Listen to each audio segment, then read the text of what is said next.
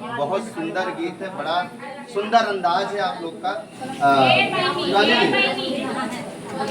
थोड़ा सा शिवानी जी, आपने स्टूडियो की तो ओपनिंग कर दिया है जी।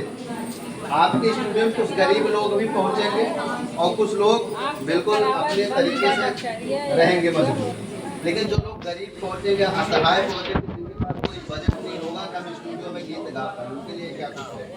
देखिए भैया, ये तो सबको पता है, ठीक है, हम अपना जो है रेट कम दीदी लेंगे, लेकिन जो हम आदमी जो रखे हैं भाई उनको अपने घर से थोड़ी देंगे, उनके लिए भाई कुछ लेना पड़ेगा।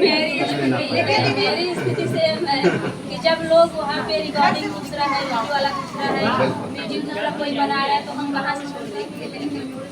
हम लोग थोड़ा बहुत जरूर देंगे, अपना अपना अपना जो है शुरुआती चार्ज क्या रहेगा? भैया देखिए, जो सबका है सबके विवाद में जाना चाहेंगे, नहीं जो रेट हर जगह का एक ही है, क्योंकि नहीं तो भाई हम कहीं न कहीं जिस वक्त आप भी काम करती रही